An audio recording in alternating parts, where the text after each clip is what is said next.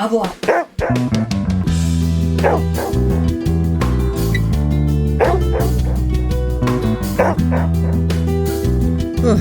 I'll do a proper introduction in a minute, but I should have filmed Lori listening to the album Blue for the first time.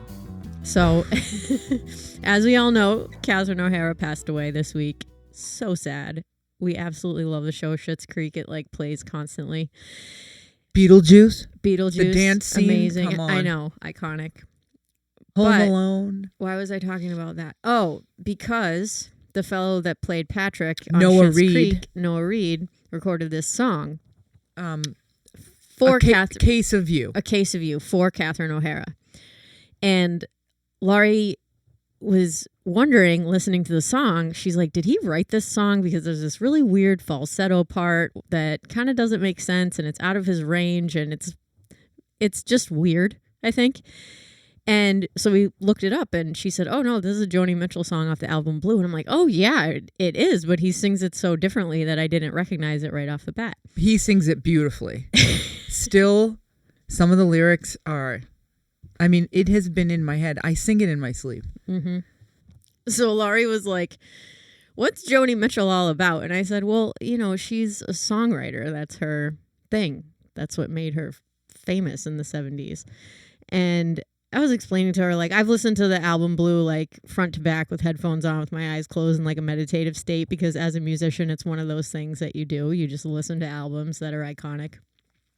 But it's a little funky if you've never heard it for the first time. So we're in the car. I'm like, all right, Laura, let's listen to this album. And it was terrible. It was terrible. I know of Joni Mitchell, obviously. And mostly I was notified of her through the Brandi Carlile connection, which I still have. I even have a little. I love some Brandi Carlile songs. I feel like I failed the world as a lesbian saying that. And so I'm like, here we are now. We got Brandi Carlile, Joni Mitchell.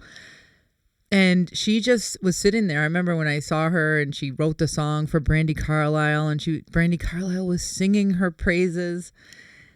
And I love music, all kinds of music. Not that album. And I love that song how Noah Reed does it. And some of the words are just so weird. Mm-hmm. He puts a beautiful harmony to it. So when I heard the original one, I was severely disappointed. Yeah. I love the album Blue because of the way that it's recorded. I absolutely love the sounds that they got on that album, which I love the guitar sound. I love the arrangements. I feel similarly about Brandi Carlile. I think that any song that she produces and then sings on with another artist makes it infinitely better. Like the song that she did with Miley Cyrus. The one she did with Hozier. The one she did with Hozier. Beautiful. Was amazing. It's like every time she puts her hands on a song and then performs on it, it just makes it that much better. Her solo stuff, I've had a really tough time getting into myself. And I want to like it. Of course. Yeah. This is nothing about dogs, by the way. I'm sorry. Okay, welcome back to another episode of FitPet Boston Talks. My name is Leah Lodato, and I am the host of the show. Today I'm joined by my spouse, Lori. Hello. And we have our little dog, Ruben, on the sofa with us. He is lounging so sweetly in his cone, resting up after surgery. I'm sure we'll get into that a little bit today. I'm sure we will. If you are brand new to the podcast, thank you so much for tuning in and listening. Lori and I are Boston area dog trainers. I primarily am a dog walker. That's where I spend most of my working hours. But we both train dogs and we own dogs. We're involved in a variety of different dog sports and activities with our own personal dogs. We do private lessons. We do group lessons. We help dog owners build a better relationship with their dogs. And for the most part, those of you who tune into the podcast are people that know us and people who have been our clients in the past and present and hopefully future. So this is a great place to get to know Lori and I a little bit better. Obviously, as you can tell by the way that we introduce the show, we go off on tangents. Sometimes things have nothing to do with dogs, but we do try to stick to a topic of the day. And today we are going to answer some questions from Instagram. Put up a little box this morning, got a few really nice questions. So we're going to go ahead and do that. And then I thought we could also talk a little bit about how to help dogs recover from surgery, because that's what we've been doing with are Reuben. Wait, it's Pet Dental Month. That's a nice coincidence since he got his teeth cleaned and a tooth pulled. You want to do an x-ray? Nope. No, I don't want to pay any more money. Just Yeah. rip the tooth out. The writing's on the wall. Thank you. Yeah, he called me. My vet called me last Tuesday, and God bless our vet. I love him to death. But Dr. Heckerling. Doctor, hi Leah. That's his broken tooth and an X-ray. No, just pull it out. I don't need you to X-ray him. Yeah. Just pull it out. I believe you. So his breath smells infinitely better. Radiant. I mean, Roses. it smells so good. It smelled really bad, especially that week leading up to the surgery. I kept noticing it, and I was like, I really hope this teeth cleaning helps to freshen the breath, because He had a decaying tooth. yeah, that'll do it. See, I feel like Buddha has an exposed root. I'm gonna have to take pictures because nobody's gonna be opening his mouth at the vet to go look inside. Nope. That'll be a shizzle show. Okay, so yeah, let's talk about helping dogs recover from surgery. So I believe that a huge part of training is animal husbandry, and all animal husbandry means is how we care for animals, right? And They should call it wifery. yeah, animal wifery. But that's something that I learned from Lori. I've learned so much from her and Melissa as well, but it is a gigantic skill to be able to look at a dog, figure out what's going on with them, and be able to take care of them properly day in and day out. It is, in my opinion, the most important thing that we do as dog trainers and handlers. And quite frankly, unless you do a mentorship with somebody in person and get your hands dirty and spend time working with somebody who really knows how to care for dogs, you will not be able to learn these skills appropriately. So if you're a dog trainer that's doing some online mentorship and you're not actually spending time one-on-one with dogs in some sort of daycare or kennel environment, or with somebody who takes care of dogs, please, I beg you, do that. It is so important to learn the skills of just taking care of dogs. And I did not know much about husbandry before I met Lori and Melissa as well. And it's been a huge blessing. And I think that because Lori has so much experience, it just makes our work a lot easier. So, do you want to talk about Reuben's surgery, what he went through? But I would say maybe you could shadow a groomer one day. Oh, good. Yeah. Or if somebody's first starting out, they usually have a little bit more time. Their schedule isn't full of dog training. I worked for a groomer for a little bit, part-time, just washing dogs. So I learned a lot from my mentor, obviously, but it was on the table for me to work for a groomer, and I was considering going to grooming school too, just so that I knew how to do it. Not because I wanted that to be my main gig, but it's always nice if I had like an aside. Well, if I don't want to train anymore, I can just groom. So yeah, I think, which you probably could do right now if you want. Yeah. Well, that's the thing. I had started, I got a book on grooming. So somebody would say, oh, do you know how to groom, whatever. And then I'd go in the back, a Westie, page 54. And I'm like, oh, sure, I know how to do that. And then I would just stress the fuck out because I'm like reading. It had like every blade I would need or the attachment. It was very stressful. I didn't know what I was doing. First time I groomed, it was a German Shepherd, all black, Jessie. I'll never forget her name. I grew, no problem, right? I'm by myself. My mentor isn't there. I have her on the table. When I tell you, I quicked every nail. Oh. And I didn't even cut anything off. I call up my mentor. I'm super stressed. I was like, I can't get this to stop. I can't believe it. I only tipped off that. Oh, yeah, that dog has long quicks. Okay. Thanks for the heads up. Thanks for the heads up. Chief. Thank God this dog liked me. It took me forever to stop that. That's forever. Really scary. Oh, my God. How many years ago was this? 2005. 21 years ago. Wow. Damn. I am old. No, you're not. I feel like I am. Nope. Yeah, so I think sure, sign up with a groomer. I'm sure a groomer, if even if you want to learn, hey, can I just work here for a day for free, a week? Let me just have my hands on some dogs and see what that's like. Let's try restraining a dog while cutting their nails, or restraining a dog and giving them a bath. Oh my God. Mm-hmm. You need to do that.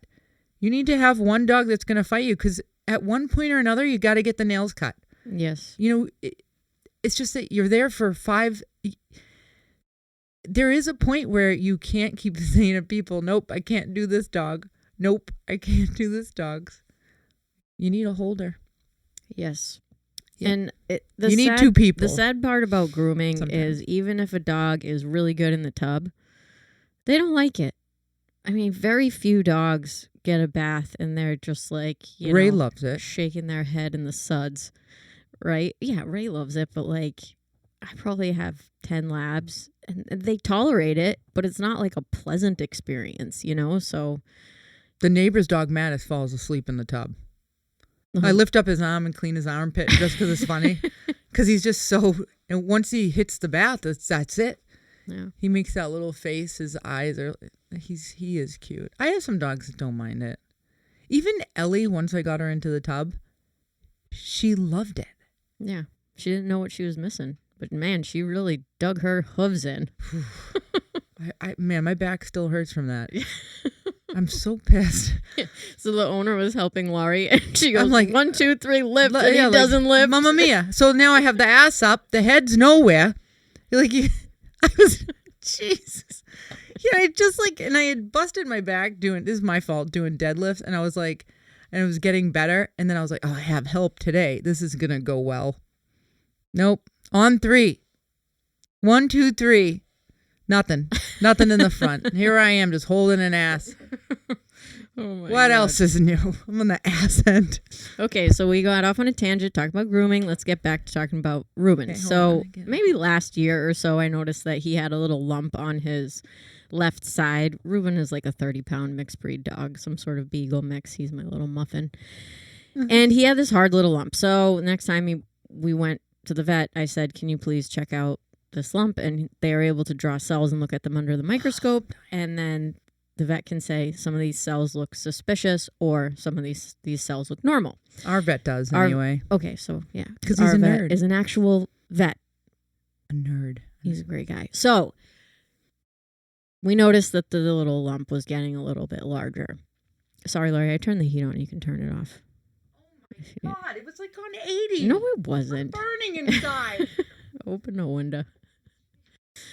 All right, so then 6-7 months later, I'm like, this thing's getting a little bit bigger. Made an appointment, had him go in, and the vet looked at the cells again under the microscope, and he says they look sus. So we said, okay, let's go ahead and get it removed. So our vet cleaned Ruben's teeth because he was under anesthesia, pulled one of his teeth because it needed to be pulled, and removed the little tumor that was probably the size of a pea. But because our vet wanted to get clean margins, so remove all the tissue that could be suspicious around where it was, Ruben has like a 5-inch incision on his left side, which is crazy for the size of the growth.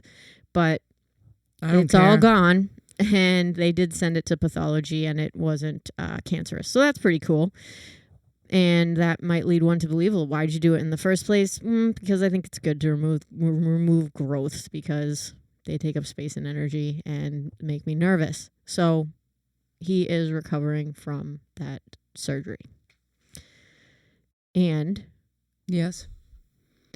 Well, there's because I know you were like, oh, it's not cancerous, right? Oh, the cells weren't suspicious. We did this to the dog for nothing. 1, the teeth needed to come out. They were rotting, right? He had 1 bad tooth. Cleaned up his teeth, all that. But I know a few customers here and there that their dog had benign tumors and they let it grow. And it started to impede movement. Or the dog wasn't well, like this boxer, Jet the boxer, family friend. I looked at it. She sent me, oh, Lori, Jet's not doing really well. And I was like, oh, what's up? She sends me a picture. I go, oh, my God. It's like a basketball on the side of this dog's side, on the side where the ribs are, right before the waist, right before the little tuck. I said, you should go to my vet. He went to my vet. He said, you should get rid of this. I mean, it was huge. Because prior, Janice, who owns Jet, her vet told her, this isn't an issue, it's benign, whatever. Jet goes through the surgery. He is back to normal. A benign tumor, right? And all of a sudden, Jet feels 1,000 times better. I feel like they just suck the life out of a dog. And when his started to get bigger, I started to worry about it. And I had said, and I was like, I don't like the way this looks. And it's growing. It was funny, too, because the hair was sticking straight out of it. Yeah, it's looking right at you. And everybody would notice. Be like, what's going on here? Because he just had this tuft of hair that was sticking straight out. Not anymore. Yeah, now he looks like Frankenstein. No, Scarface. But he's doing great. So taking care of dogs when they are recovering from surgery. First of all, give them all their medication that they are supposed to take, including the antibiotic. That's so important because their body just went through all of this trauma and it's so easy to get an infection. So taking the antibiotics, important. Taking the pain medication, also important. But making sure that he's resting most of the time in his crate. And even when he's out of his crate, he does wear his cone quite a bit just because we don't have eyes on him all the time. And occasionally if I have him out loose, Lori will say, where's his cone? Because she knows that I get distracted by looking at my phone or watching TV. I'm not paying attention to him. So he has his cone on even when he's chilling and we are around. He will lay in the bed or the couch with me and literally just sleep. And so if I'm watching TV and I have eyes on him because he's right next to me, I'll take his cone off. But he's been wearing that and it's been a week since the surgery. So he will get the stitches removed or we'll remove them ourselves. 14 days. In a week. And he's been eating food that I've cooked in our kitchen because I know how to do said things. And his appetite is really good. He needs to eat soft foods only because he got a tooth removed and there's a stitch in his mouth for that.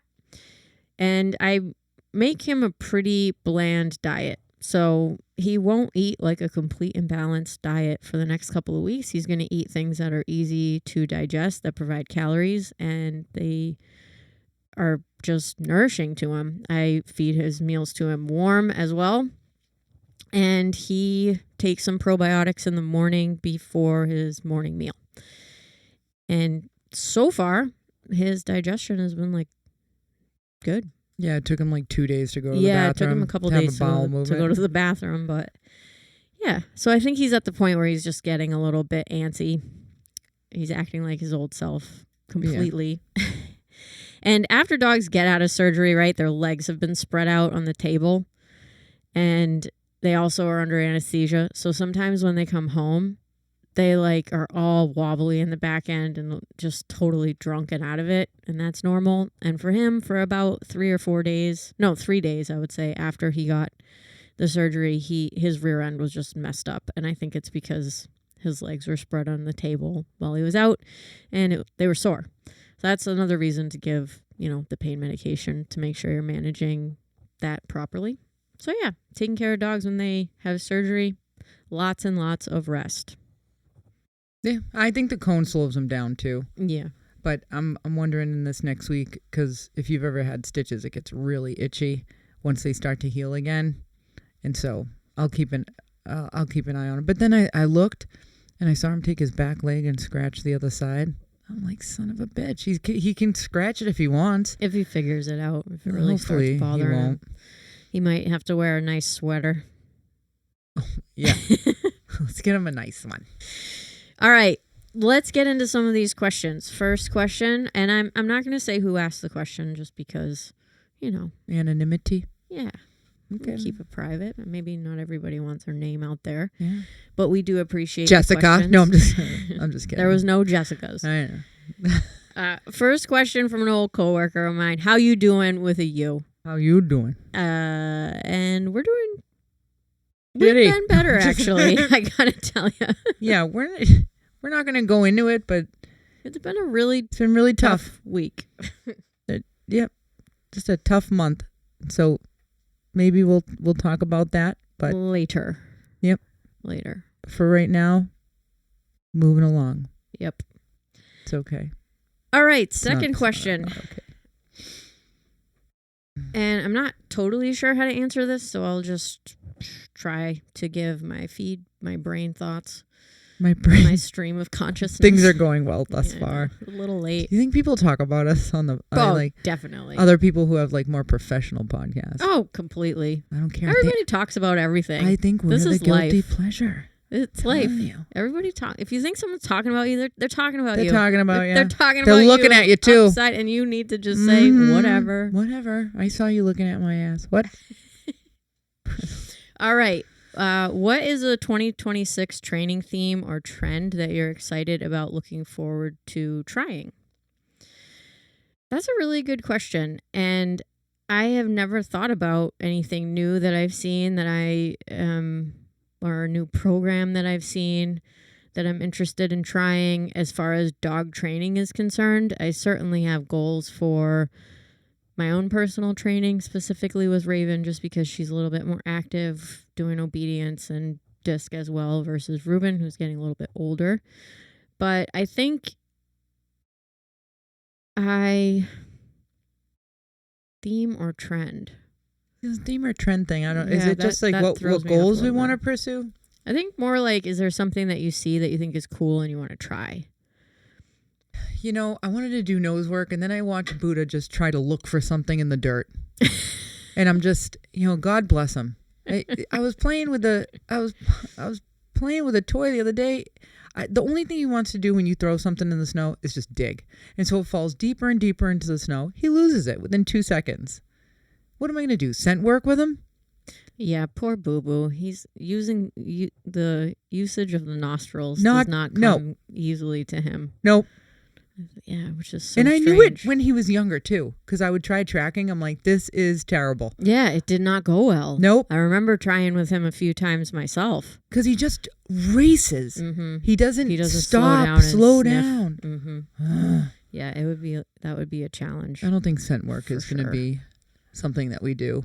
Maybe just maybe I'll do some obedience in IPO if I can just pull myself together, because I got to tell you guys, lately, I don't know, I haven't had the bug to compete, and I think I might train with somebody to get some more ideas on articles for utility, and if that works out, maybe. But I'm not going to do it unless I train with somebody else. I need a new way. I need a new voice, a new idea, somebody who's done it forever. I've never done articles.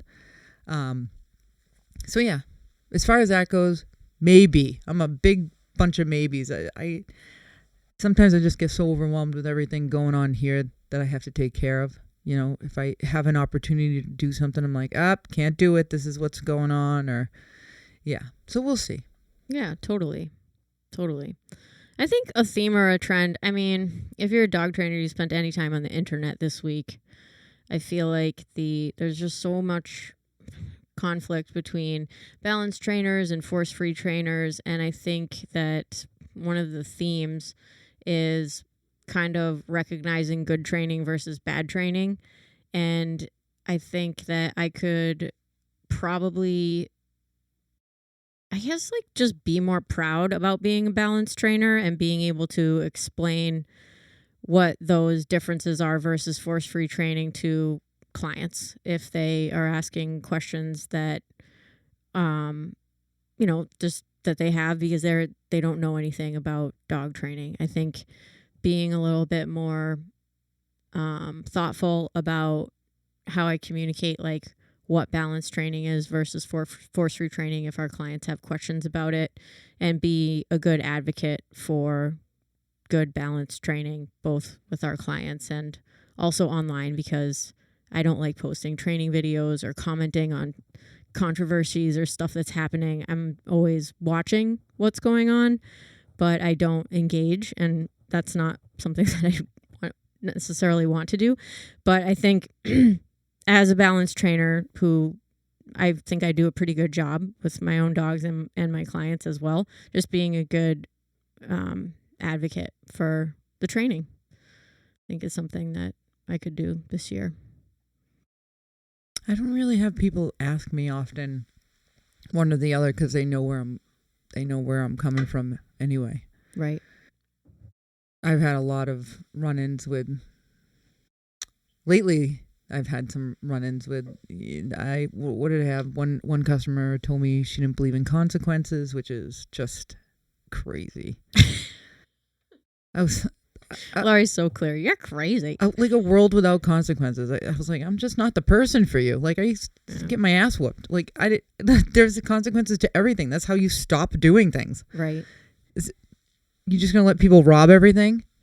I don't want to kill his spirit. So just let him go. Let him take it. He's gonna learn. Let him go. Let him do that. I have to stop myself from making faces. Anyway, she never showed up for the other classes, but the husband did.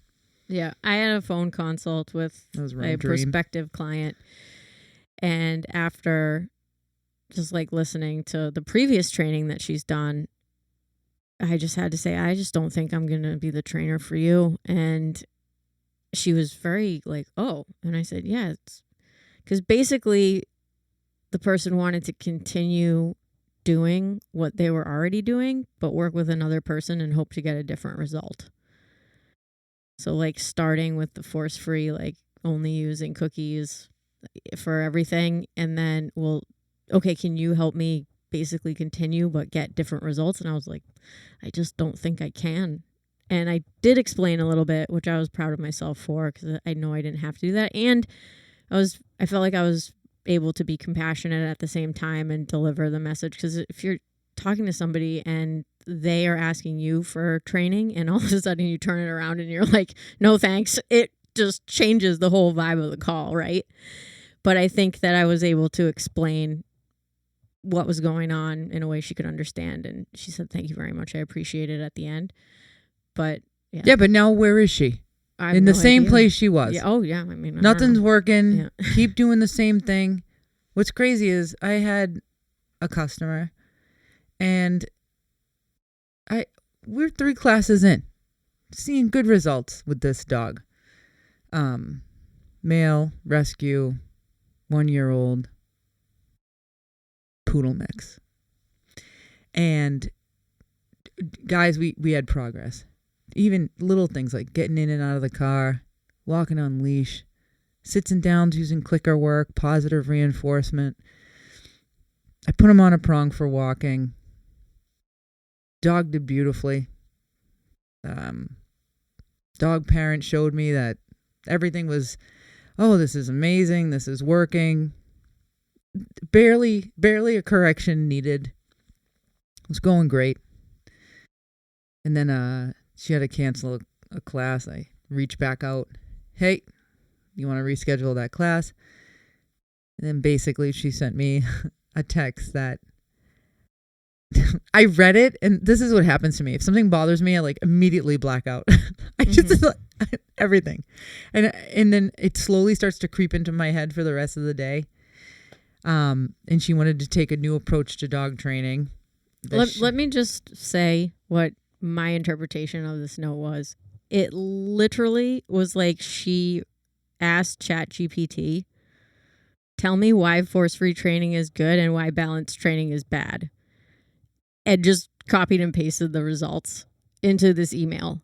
It was a text, but it was a soliloquy. But it was worded in a way that an owner would not write. I can tell you that right now. I was just I was like, whoa, that is a complete 180 of what I saw 2 days ago when I walked in here to get a cup of coffee. Yeah, like Leah came in the middle of the class. Like, me and this lady were vibing. Things are going well. I was like, all right. It was definitely one of those instances where I had no idea why. Things were going well. We were seeing results, and it blows my mind that when you see results, you're like, you know what? Even though I'm seeing results and things are going well, I'm going to go I'm going to go another way. But it's working. What are you doing? Right. And why didn't you fucking tell me when you were here?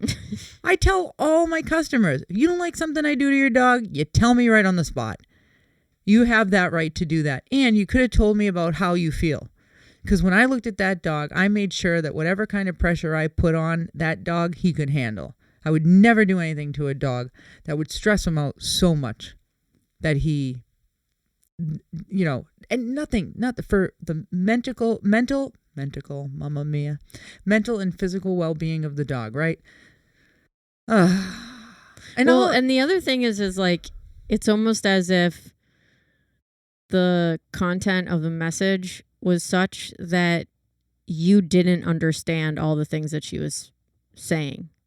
Because it didn't apply. But as if like we don't know the other side, or we don't understand how to use positive reinforcement, or we don't understand anything about medicating a dog for behavioral disorders or whatever, or we don't understand anything about all of the litany of things that were being spoken about. Like, yes, we do understand all of those things. Yeah, but I didn't see it. Right.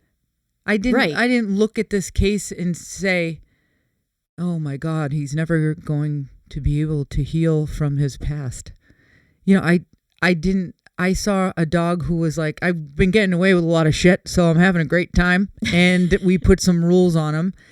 And you're right. I was like, do you think that I not know, that I don't know that a history of whatever this dog went through, his history, that it could affect who he is today and how we need to approach it? But it wasn't that. I will tell you one more thing about people who are against any kind of negative or any kind of punishment. Those are the people that I see lose their shit on the dog and they will grab the dog. So they're very manually rough with the animal. And I'm like, so it's almost a person that doesn't want to use a prong collar, but you know, they have a shoulder injury, the dog dragged them down and now they have no teeth. Something like that. And we present the prong collar. They have a wicked hard time with it. Even though it's not a scene when I put the collar on. If you guys use prong collars, you know what it's like. So put a prong collar on. The dog's walking like a champ. Things are beautiful. I don't put a prong collar on right away. I do a lot of long line work, rewarding the dog for walking along your side. I do a lot of like foundation work. And then I use the prong collar, and most of the time you have to do one correction and then we're all fine. Then the person likes it, but they still feel at odds. And God forbid one of their friends sees it. That has the 80-year-old golden retriever with the white hair. I never had to use that on Muffy. And then they start to question it again. And then I have to be like, hey, is it working for you? Yes. Okay. Do you use it all the time? No, you don't correct the dog all the time. Okay. Now this is what happens. People who never wanted it, now they're like, they got the power, right? They start using the prong collar when they don't even need it. Oh, I know. It's hard. They are just whacking that thing all over. Or they're just like swinging it around, correcting the dog for no reason at all.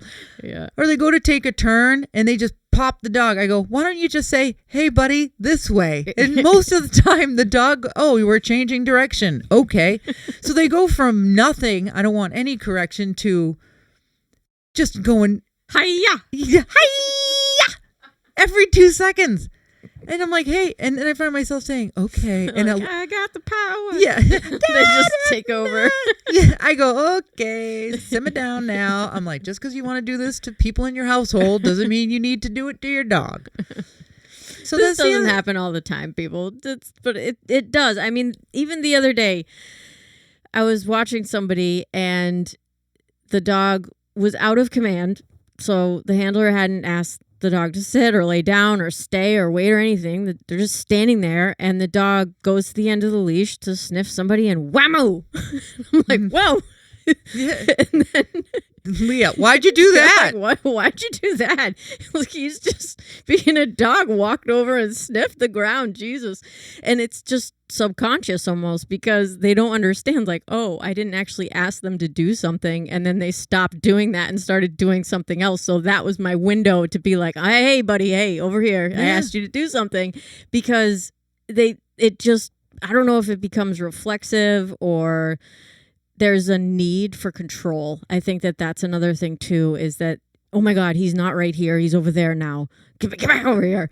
And it's tough. It's tough because I do think that's also based on your personality. Like, I'm laid back. I'm like, whatever, my dog's over here, my dog's over there. I never had a problem with that concept. I would never like whack my dog for doing it, because I'm like, whatever. I don't care. I didn't ask him to do anything, you know? No. So I think it's part of how you approach it and what your personality is too. But it goes from a rom-com to a Lifetime special. in about 2 seconds. What are you doing? Just try to be fair. And then just be fair to the dog, everybody. A lot of the times I say to the person, drop the leash. You're acting like an ass. Drop it. I said, and now you're going to have to stay engaged by looking at your dog and not looking anywhere else.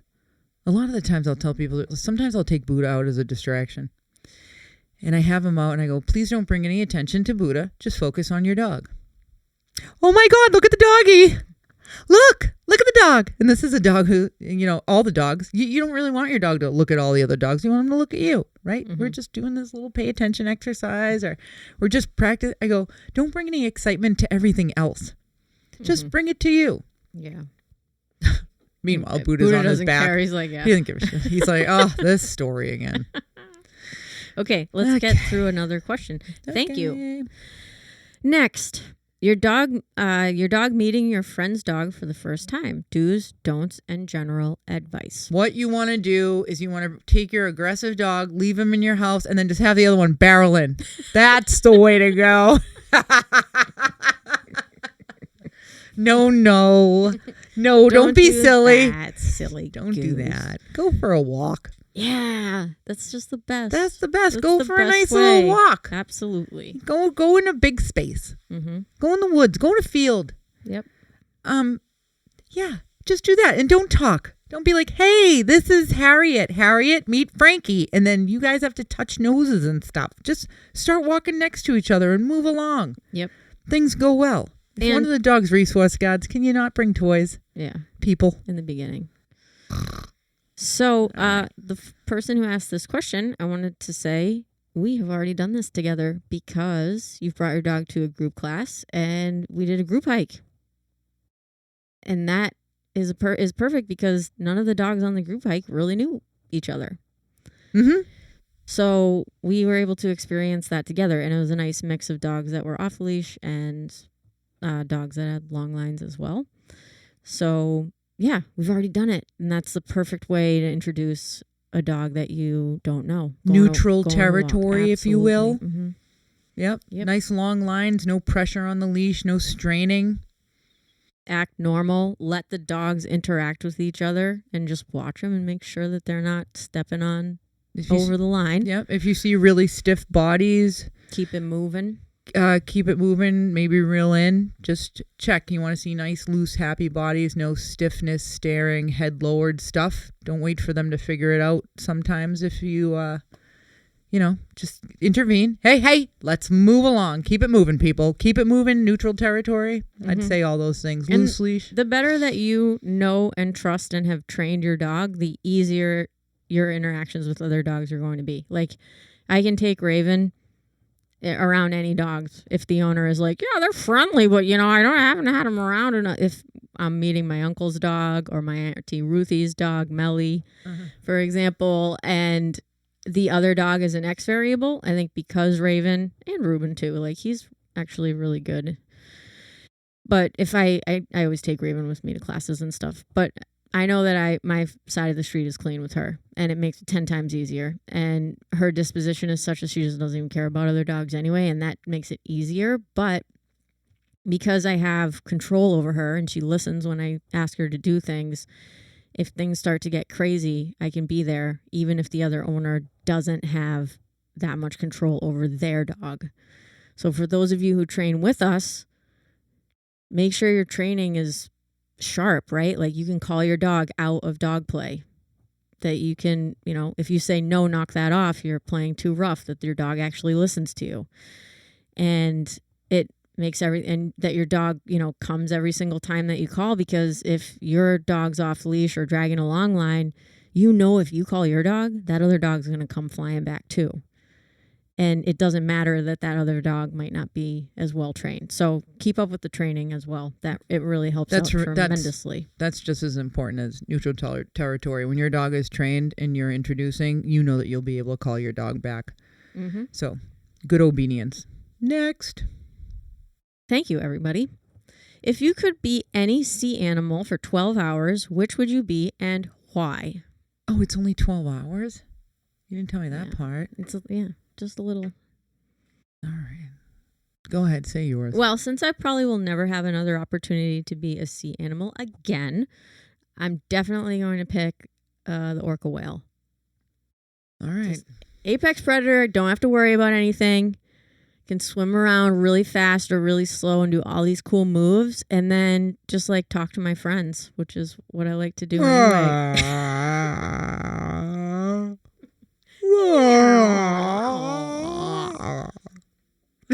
And then they click. Oh, do they? Yeah. SOS. So the first thing that came to my head was a sea turtle because I'm always in a rush and I just want to float around. I'm tired of being in a rush. But if I'm in my menopausal phase of life, in case you wanted to know, I would want to be a shark and I would just fucking kill everything. I would. So those are mine. Okay. Oh my God. I think about that Shark Whisperer movie all the time. Okay. If you're listening and you haven't seen that movie, do yourself a favor and go check out Ocean because she swims with the sharks and it's insane. She boops them on the nose. Boop. And one of the things that she says is for the number of sharks that are surrounding us when humans enter the water versus the number of sharks that actually attack us, like the sharks are always there and they're just choosing not to attack us. And I feel the same way about coyotes when I'm hiking in the woods because I know that they are all around us.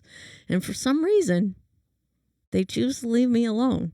But if one of them snuck through and showed their face and gave me a little tiff, that would be the anomaly because those coyotes are everywhere.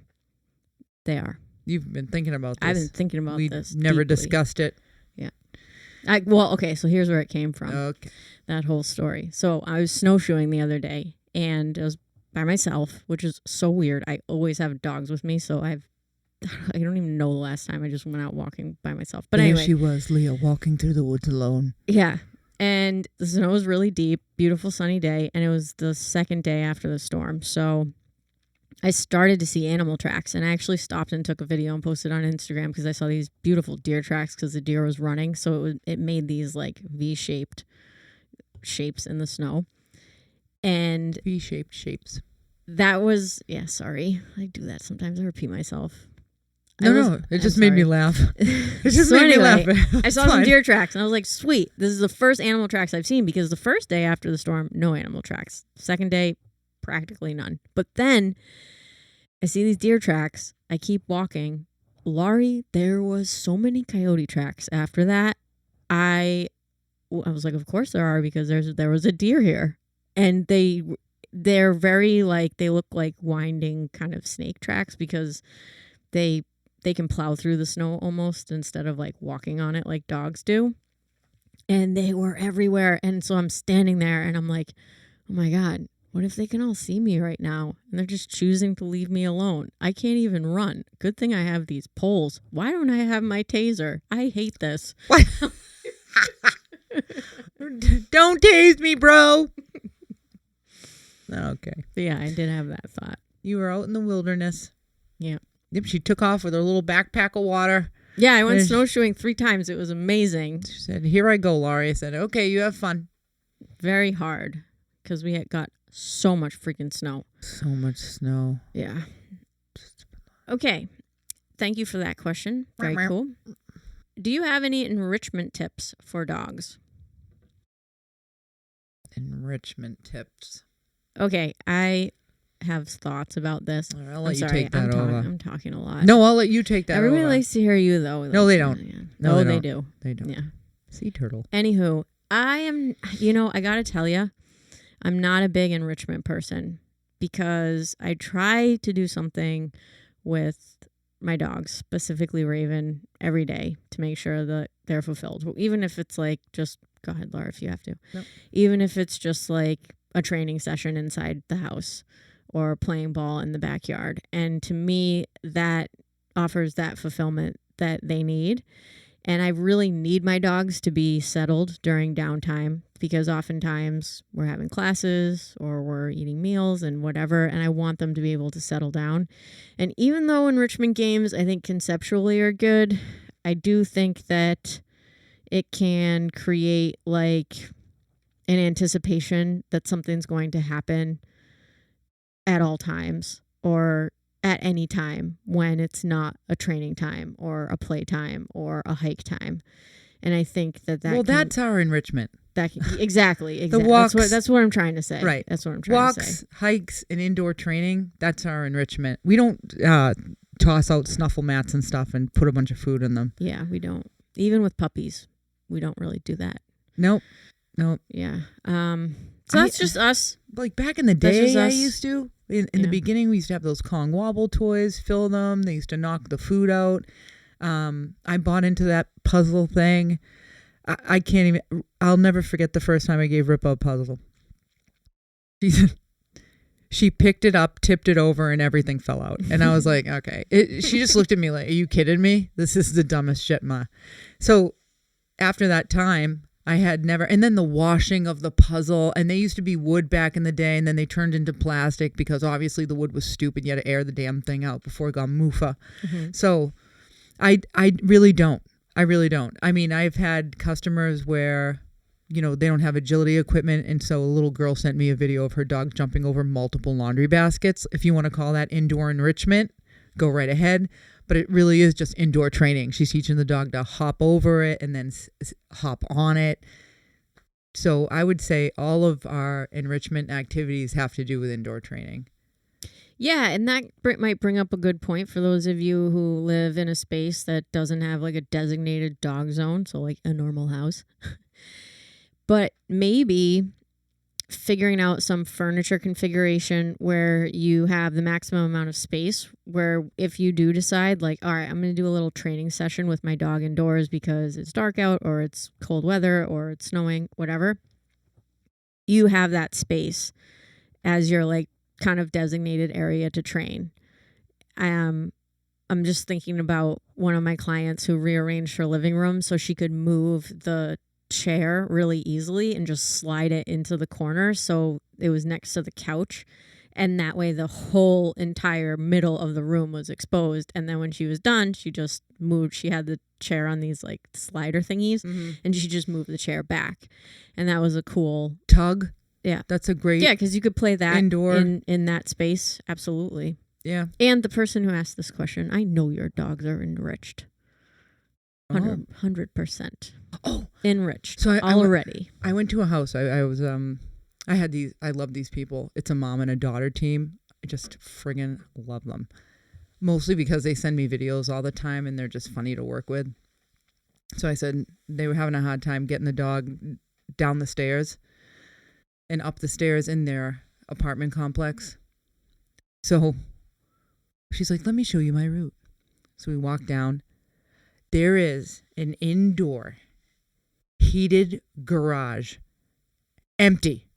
I go, why the hell aren't you doing training down here? We could have a training class down there. It's heated and beautiful and clean. I said, let's do some training down here. I mean, the place was huge. Mm-hmm. I was so jealous. I wanted to live there. Mm-hmm. And then I went into the apartment, which is fine. But I tend to swear a lot. And I tone it down for my customers, but things slip through. They do sometimes. They do. What can you do? I open the door, and the Lord Jesus is everywhere. There's a crucifix on the wall. There's a bottle of holy water on the kitchen sink. I thought I was going to sizzle right there on the spot. And I looked at her and go, oh my God. And she goes, I can't believe you put up with me.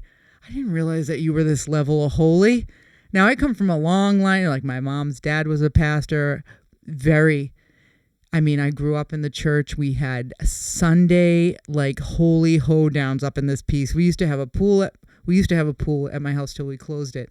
And I think we even had a baptism at my house one time in the pool. I'm not even lying.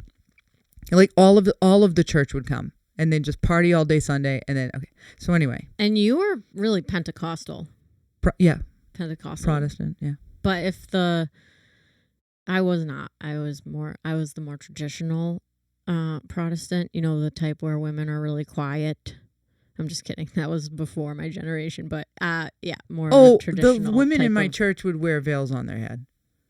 And they like weren't allowed to wear makeup and Yeah, things but like your that church when I was was a like little a girl. holy roller, like very vocal and doing that type of thing. I don't know. I'm 90% sure that your church was Pentecostal if they're not still. But anyway. Okay. I Sorry. don't know, Carol, you can correct us, please. So please. anyway, I walk into this house and I was just like, oh my God. And I said, where do you get holy water? So if it was holy water, probably Catholic.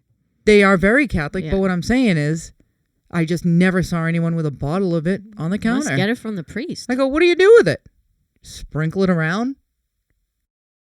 Said yes. I said, okay. I apologize for all my swearing. That was nice. And she said, the Lord loves everybody. And I said, thank goodness. That's really what I'm riding on, you know? When my day comes, they tell me he loves everybody. So yeah, the heated garage. Sorry, that's how we got to the holy roller part of this. Yes, the enrichment. The holy and working on training indoors. That's where this all started. I'm really circling it back. Thank you. Getting it back. Sorry, guys. Rounding those bases. Okay. There we go. And to our last question. Oh, next. From the same person who is also a dog walker. How have you been managing work hikes with all the snow? You just cry. You just cry and you just lunge through the snow. That's it. Yeah. What you do? Yep. That's no. I mean, the day after the storm was. Where are you going? It was gone. Yeah, that day was done. So we got snow on Sunday we got Sunday and Monday last week. It was Sunday all day. Right. So Monday, there's nothing going on. All the schools were canceled. Tuesday, all the schools were canceled again. But we cleaned. I still hung out with a bunch of dogs. Yep. We cleaned, and that was the day Ruben had to go to the vet. And what I do when we get this much snow or when it's really icy outside is I will cancel my hikes and I will offer potty breaks. So I'll go spend some time just around the property, usually on the long line, and let the dog go to the bathroom. And that's pretty much it because it's not super safe to be driving, number one. And number two, being out in the woods by myself if the weather's really bad is just not a wise choice. But driving for me is a big one. If it's not safe to drive, I will not go out because despite all of the skills that a dog walker needs in order to be able to walk dogs successfully, you have to be a good driver to be a suburban dog walker because we drive constantly. We're backing out of people's driveways. We're driving in traffic. We also have dogs in the car, which is stressful. I know that every time I leave a residence, I'm like, did I lock the door? Did I do this? Did I do that? And I'm keyed up all day long. And a big part of being able to do my jobs well is being able to drive well and to also be very patient and not get upset on the road because it's just not worth it. So for me, driving is crucial. If it's not safe to drive, I won't do it. And I offered potty breaks pretty much all last week. I think I did full walks on Thursday, and then this week has been awesome. But I play the long game with dog walking. So if something's not safe, I do not do it because it's not worth the risk for myself or for the dogs. So even though I'm losing money, to me, it's worth it because I'm going to lose money on the back end if something happens and my car gets into an accident because the roads were bad or, I fall down because it's too icy or a dog gets injured and now I have to bring them to the vet and make sure that they're cared for and whatever. So I play the long game and I'm in a different spot because dog walking is not the only thing that I do, right? I teach training classes and help out with group classes and I groom. I did grooms last week too. That helped fill my time. Yeah, we fill it with other things. I know. And I do nutrition consult as well. So I have different stuff going on so that if I have to cancel a day of dog walking, it's not the end of the world. I do know people who build in like snow days and still charge for it to kind of keep the client's spot. And I think that that's a really good idea. And I also think that if you have really committed clients, you can do stuff like that and they'll completely understand. Because a couple of my clients actually asked me like, hey, are you okay? Like, not being able to work. And I said, yeah, I'm fine, but thank you for asking. So if you're working with the right people and you have to build in that pricing. I think that works, you know, so at least you're not taking a complete bath because of the weather. But I try to offer my clients something. Yeah, I hate the snow. The only reason I love it is because I do like the snow blowing, the shoveling. I put everything in the middle. And these dogs are like climbing the mountains. I have a little Bernese puppy right now, Lola. So cute. She is cute, and she's such a no nonsense dog. gal. Yeah, she's so cool. She's a bitch. She is. She goes to the top of the snow mountain and slides down. But I think some people go by the school schedule too, the town. Yeah, that's wise. Everybody was closed on Monday and Tuesday, and on Tuesday I was like, I don't care. I told some of my customers, I'm like, come on by. Because I had basically made this racetrack for the dogs in these mountains. And they had the best time ever. I mean, we had a little bloody paws here and there. I had to bring the dogs in to let them rest because they're too dumb to know, you know, I'm a little tired. They don't know that. So I had to bring them in. And then even Buddha and Raven, they love to play together. So I just make sure I have one ball for Buddha, one thing for Raven. Nobody touches the other thing. So I'll throw one in one direction, one in the other, and both of them. I mean, Buddha's mouth was starting to bleed because he's digging in the snow, and his paws were... I was like, all right, guys, you have to come in now. We were just stuck, man. It started Saturday night, all day Sunday, and then Monday I was cleaning all day, and then Tuesday morning I had to do a little bit more brush up because of some extra snow that fell. Yep. But... yeah, that's why I like the snow for them. But a lot of people go by school schedules. If the school is closed, and dog walkers don't walk, but it's up to them. Yeah, totally. And, you know, I've had emergency workers in the past as clients, and I would go out when it was bad, especially in the beginning, the first couple of years that I did this job. I had a firefighter and an ER nurse in Medford, and, you know, the dog, I just felt so bad, you know, and I did go out when the weather was terrible, but I haven't had to do that in quite some time. But no, thanks for that question. It's been tough, no doubt about it, and we got a ton of snow. You know, I'll go out. It feels like 4 inches, 5 inches of snow. Even if they cancel school, I'll still go out because, again, if it's safe for me to drive and I have the right equipment to walk, I'll get your dog out. Maybe it won't be for the full time, but it'll be fun. But the amount of snow that we got almost 2 feet of snow here. And also we live on a 90-degree hill. Yeah, our house is on a hill, so we have to wait until it's completely clean because we will literally take out whoever's at the bottom. Yeah. And God bless them. They sand the very bottom and the top of the hill this round. Yeah. No. I'm like, whose life are you saving? Nobody's. One strip up. I'm becoming that old woman in the house. Look at them. They can't even make 2 passes. Look. Well, we have to tell the story. So our elderly neighbor is the sweetest, and we help her out with my trash is ready, Lori. Can you please leaf blow this for me? Yes, I can. So sweet. And I love her. Oh, to death. It's just so funny on Mondays because I already feel like everybody's bitch, right? Like I am just worried. Trash is ready, smiley face. I'm like, son of a bitch. And it's always at night. I'm like laying in bed. I'm like, I'll do it. I was like, you got to get that trash out a little earlier, okay? Because Laurie's done. Laurie's done.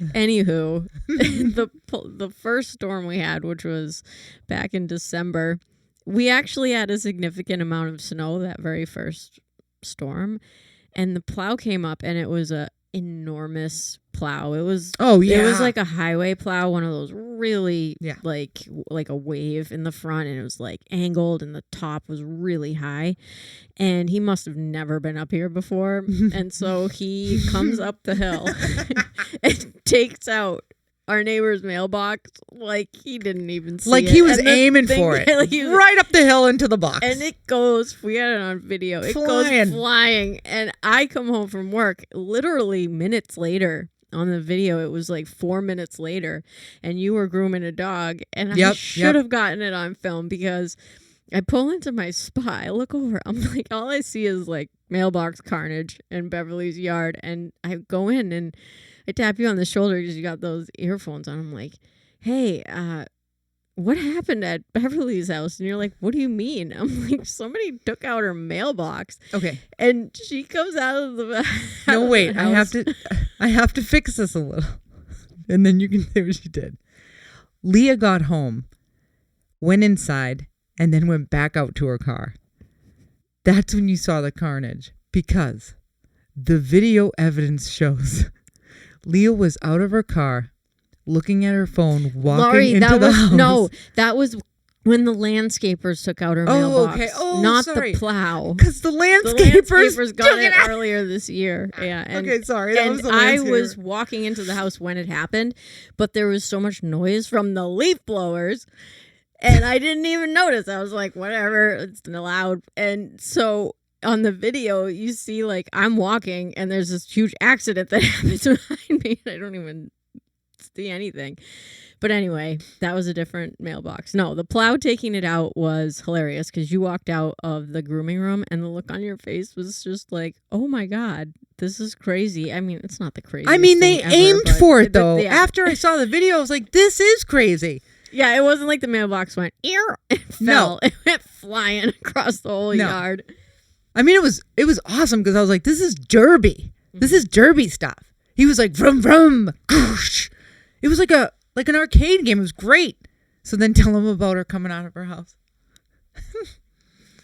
What do you mean? Because she came out of her door. Oh, yeah. So I walk up there and I'm like, what happened? I'm on the phone with the DPW right now. Like, all right. And God bless him. The guy came like right away, and I'm glad I was there because the DPW director or whatever was like, well, you can see how he could slip. And I looked right at him and I was like, I have it on video. This driver did not slip. He either was not paying attention or he flat out couldn't see it because he was driving too fast up that hill. I said, and I parked my car right there, right where he mauled into the mailbox. I said, so I could have been parked there. Like, it's the first storm. I don't know if he's new, but just tell him to slow down. Like, it was 6 feet in the curb. Oh, yeah. His tire tracks. Yeah. Oh, that was the other thing. Her yard is There's a proof. mess. There's proof. He has 2 tire tracks running through her front lawn. I don't think he slipped. And she has everything so pretty in her house, guys. She totally maintains her house. And now she has a mailbox inside of an orange Home Depot bucket. Yeah. And it's painted. It's spray painted orange so the motherfuckers can see it after they crashed it. And she's like, well, I guess they gave me a mailbox. No, they're gonna come and fix it in the spring. It was just the way she goes, I don't know what I need to do with this mailbox to keep it there. Because the landscapers, the plow guys. So yeah, that's how much snow we had. Yeah, we had a lot of snow, and anyway, it's rough, but it's been really nice this week because it's cold and 30 is a heat wave. Yeah, and the snow is nice and fluffy, and the trails are packed down, so it's easy to walk. I mean, it's not easy, but it's nice. It's very pleasant, and the dogs have been absolutely loving it. So excited for the rest of the week. And I just wanted to say thank you to everybody who asked questions. It's super cool that you care enough to ask us what we think about things. Thank you. And thank you so much for listening to the podcast. It means the world to us. I know it's been a little while since we released an episode, but we've had a lot going on. And yeah, that's that. Do me a huge favor. Please like and subscribe to the podcast on whatever platform you are listening. It seems that most of you guys are over on Spotify, so you can leave a 5-star review. It takes 2 seconds. Do us a favor. Hit the 5-star rating and a review. It helps us out tremendously, especially since this podcast does not include video. And I know everybody's so obsessed with video, but it's just never going to happen on the show, which makes it harder to market the podcast because everybody loves to do video nowadays. What if we did it? Just one day we did it. Nah. No, you want to stay elusive? I'm surprised that you're even suggesting it. Would you be open to doing that? Well, I don't know now. All right. Well, You made me think about it. It's going to definitely add to my workload, and I personally don't know how much more I can take. But oh no, we don't have to do it. Yeah. Look at my little Reuben with his cone on. He's so cute. Poor little guy. Anywho, thank you all so much. I don't really have anything else to say, so we will say ta-ta for now, ta-ta. And you will hear from us next time. Ta-ta.